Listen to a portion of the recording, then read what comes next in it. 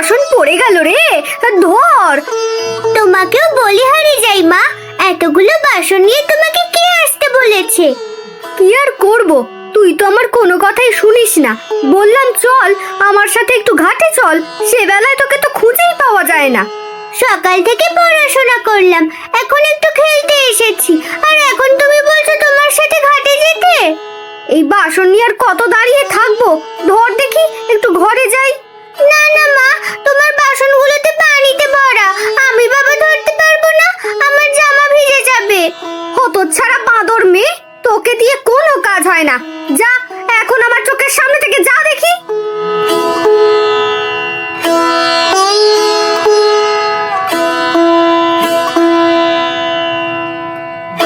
কি গো, আমার ছোট মেয়েটাকে তুমি শুধু শুধু বকছো কেন? এই লাই দিয়ে দিয়ে মেয়েটার মাথা তুমি খেয়েছো, ঘরের কোনো কাজে সাহায্য করে না, সারাদিন পাড়া ঘুরে বেড়ায়। আমার 10টা না 5টা না, একটা মাত্র মেয়ে, বিয়ে হয়ে কদিন পরেই তো শ্বশুর বাড়ি চলে যাবে, আর তুমি কিনা তাকে দিয়ে কাজ করাচ্ছ। দাও ওকে এখনই বিয়ে দিয়ে দাও, ওকে আর আমি ঘরে রাখতে পারবো না। দেখলে তো বাবা, মা আমাকে একদম সহ্য করতে পারে না, এই বাড়ি থেকে আমাকে তাড়াতে পারলেই বাঁচে। যাক, এবার কথা না বলে তোর বাবার জন্য এক গ্লাস পানি নিয়ে আয়, বেচারা কষ্ট করে মাঠ থেকে এসেছে। তুমি দাঁড়াও বাবা, আমি এক্ষুনি আনছি।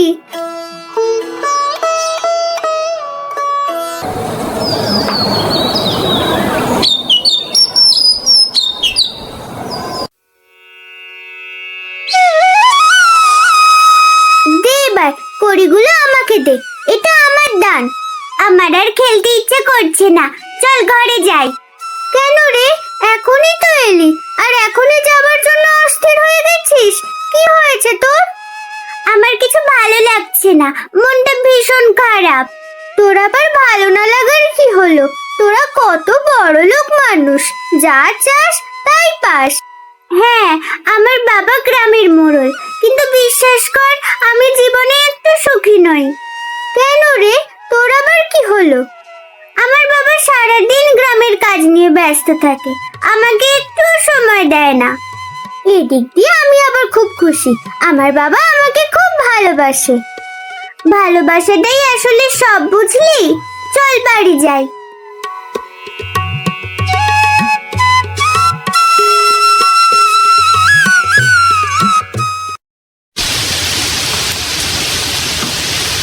এর কিছুদিনের মধ্যেই বর্ষাকাল শুরু হয়ে যায়।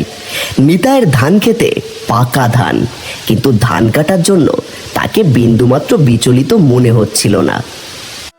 আকাশের অবস্থা তো একদম ভালো না, তুমি তো ঘর থেকে বের হওয়াই ছেড়ে দিয়েছো।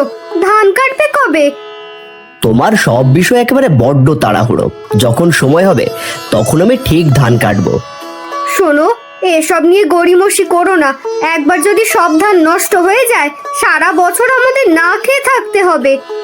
আহা যাও তো, আমি তো বললাম ধান কাটার সময় হলে আমি ঠিক ধান কাটবো। নিতাইয়ের অযাচিত এসব আলসেমির কারণে তার কপালে দুর্ভোগ নেমে এলো। প্রচন্ড বৃষ্টিতে সবগুলো ধান একেবারে ভেসে গেল। পরের দিন সকালবেলা নিতাই যখন মাঠে গেল, দেখতে পেল সেখানে কোনো ধান নেই, পুরো ক্ষেত জুড়ে শুধু পানি আর পানি। হায় হায়, আমাদের একই সর্বনাশ হয়ে গেল, আমার সব ধান একেবারে ভেসে গেল। এখন আর কেঁদে কি হবে? তোমাকে তো আগেই বলেছিলাম সবগুলো ধান কেটে ফেলতে, তুমি তো আমার কোনো কথাই শোনোনি। আহ মা, বাবাকে কেন শুধু শুধু গালমন্দ করছো? যা হওয়ার তো তা হয়েই গেছে। এখন কি করব গিন্নি, সারা বছর আমরা কি করে চালাবো? মোড়ল আমাদের কাছে কতগুলো টাকা পায়, ওগুলো কি করে শোধ করব? আর কেঁদো না বাবা, ঘরে চলো, সৃষ্টিকর্তা নিশ্চয়ই আমাদেরকে কোনো একটা উপায় ঠিক বের করে দেবে। এভাবেই কেটে যাচ্ছিল দিন, কিন্তু নিতাইয়ের সংসারে অভাব যেন কিছুতেই কাটছিল না।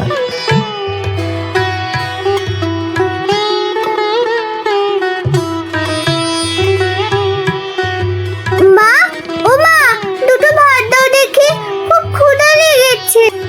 ঘরে কোনো খাবার নেই রে মা, কি যে করি কিছুই বুঝতে পারছি না। বাবা যদি সময় মতো ধানগুলো কেটে নিত তাহলে আজকে আমাদের এত বড় দুর্দিন দেখতে হতো না মা। এসব কথা বলিস না, দেখছিস না তোর বাবাও একেবারে ভেঙে পড়েছে, জ্বরে গা পুড়ে যাচ্ছে। তুমি কোনো চিন্তা করো না, দেখি আমি কোনো খাবার জোগাড় করতে পারি কিনা। তুই আবার কোথা থেকে খাবার জোগাড় করবি? না না, তোর বাইরে যাওয়ার দরকার নেই, এমনিতেই বাইরে প্রচন্ড বৃষ্টি হচ্ছে। তুমি শুধু শুধুই চিন্তা করছো মা, আমি যাবো আর আসবো।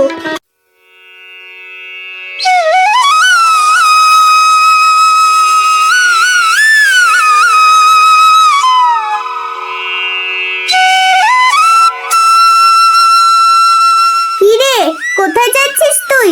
আমি তো তোর বাড়িতেই যাচ্ছিলাম।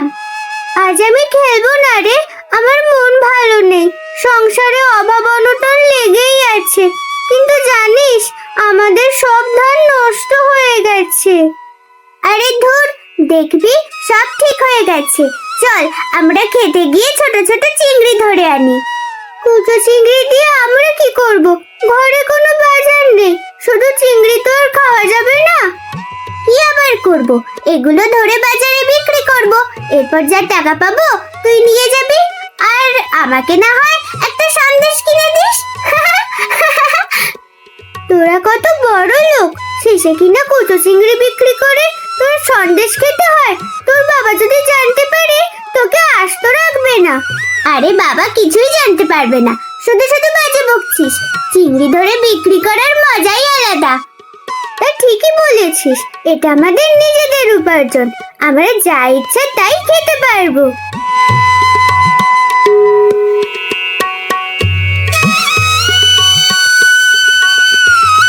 দেখলি তো, একদিক দিয়ে বন্যা হয়ে খুব ভালোই হয়েছে, কতগুলো চিংড়ি পাচ্ছি। দেখ, এই চিংড়িগুলো বাজারে বিক্রি করলে অনেক টাকা পাওয়া যাবে। তাজা বলেছিস, চিংড়ি মাছ খেতে কিন্তু দারুণ স্বাদ। তাড়াতাড়ি হাত চালা, তোর বাবা আসার আগেই আমাদের এখান থেকে কেটে পড়তে হবে। বাবা জানলে আমার বই গেল।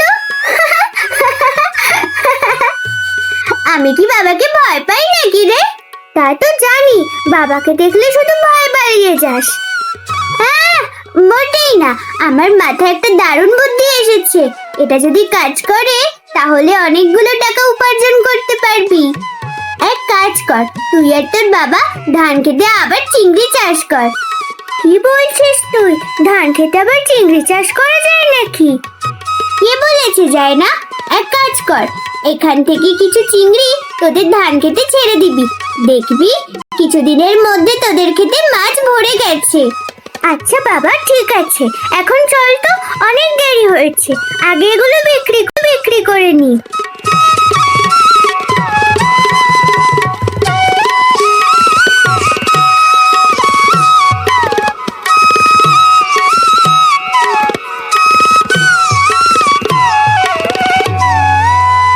হঠাৎ করে তুই বাজারে এলি যে? আর বিয়ে কি? এ তো মোড়লের মেয়ে পদ্মা। ও হালিম চাচা, একবার তাকিয়ে দেখো, আমরা ধান ক্ষেত থেকে কতগুলো চিংড়ি মাছ ধরে এনেছি। আরে বাহ, সত্যি সত্যি চিংড়িগুলো খুব সুন্দর, একেবারে তাজা তাজা। ও হালিম চাচা, এই চিংড়ি মাছগুলো বিক্রি করে দাও না গো। তুমি তো জানো বন্যায় আমাদের খুব ক্ষতি হয়েছে, ঘরে কোনো খাবার নেই। তা যা বলেছিস, চিংড়ি মাছগুলো খুব ভালো দামে বিক্রি করা যাবে, আর তোকে কোনো চিন্তা করতে হবে না, আমি তোকে টাকা দিয়ে দিচ্ছি। এই নে, এখানে 100 টাকা আছে। 100 টাকা? বাহ, দেখলি তো, আমার বুদ্ধিতেই আজকে আমরা 100 টাকা রোজগার করে ফেললাম। হয়েছে হয়েছে, এখানে এখনো দাঁড়িয়ে থেকে কোনো লাভ নেই, তোর বাবা যদি জানতে পারে তোর ঠ্যাং ভেঙে দেবে।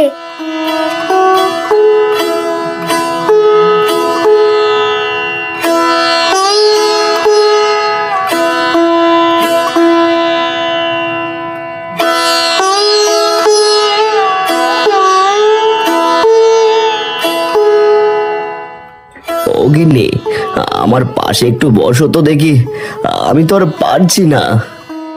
আহ, জ্বরে তোমার গায়ে একবারে পুড়ে যাচ্ছে, হাতে একটা পয়সাও নেই যে তোমার চিকিৎসা করাবো।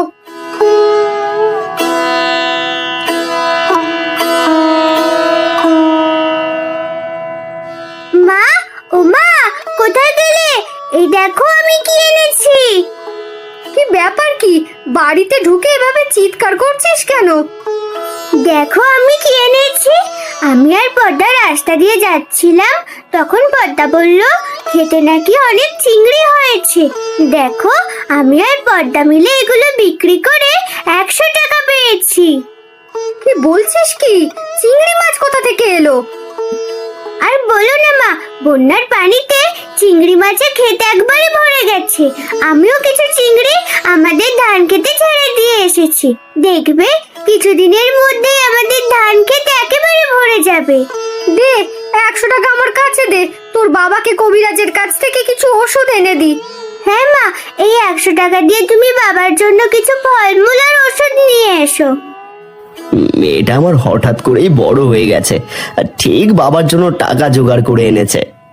তুমি কোনো চিন্তা করো না মা, এই ধান ক্ষেত থেকেই চিংড়ি চাষ করা সম্ভব। উপরে ধান এবং নিচে চিংড়ি মাছ। যাও মা, তুমি আর দেরি করো না।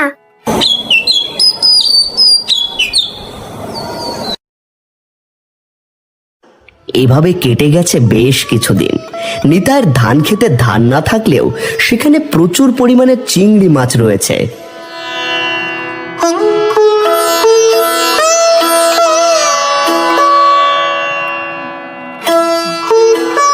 নিতাই, এখনো তোমার মাছ ধরা শেষ হলো না? আমাকে তোমার বাজারে বিক্রি করতে হবে নাকি? তাড়াতাড়ি চিংড়ি মাছগুলো দাও।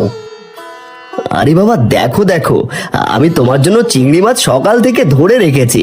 আরে বাহ, আজকে চিংড়িগুলো অনেক বড় বড়। হ্যাঁ গো, প্রাকৃতিক খাবার খেয়ে চিংড়িগুলো বেশ বড় হয়েছে।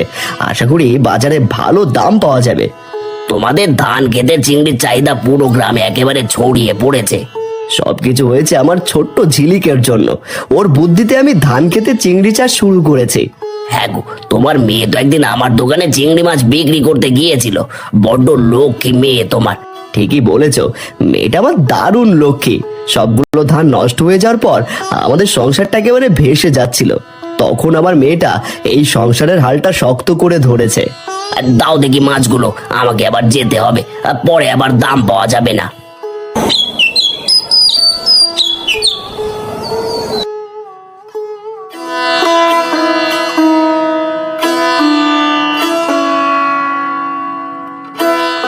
জানিস, কাল স্যার আমাকে বলল আমরা নাকি অনেক বড় একটা কাজ করে ফেলেছি। কোন কাজের কথা বলছে রে স্যার? এই যে ধানের পাশাপাশি খেতে চিংড়ি চাষ করে আমরা উপার্জন করেছি, এটা নাকি অনেক বড় একটা উদাহরণ। এইসব বুদ্ধি তো তোর মাথা থেকে বের হয়েছে। আমার মাথা থেকে বুদ্ধি এলেই বা, চিংড়ি চাষ তো তুই শুরু করেছিস, আমি তো আর করিনি। স্যার দেখে খুব প্রশংসা করলেন। এখন যদি গ্রামের প্রতিটা কৃষক ক্ষেতের মধ্যে ধানের পাশাপাশি চিংড়ি চাষ করে, তাহলে দেখবি তাদের সংসারে আর অভাব থাকবে না। হ্যাঁ রে, শুধু কি তাই, শহরে ওই চিংড়ি মাছের অনেক চাহিদা রয়েছে। এগুলো শহরে পাঠালেও ভালো টাকা উপার্জন করা সম্ভব। চল, দেরি হয়ে যাচ্ছে, তারপর আবার ক্লাসটা না শেষ হয়ে যায়।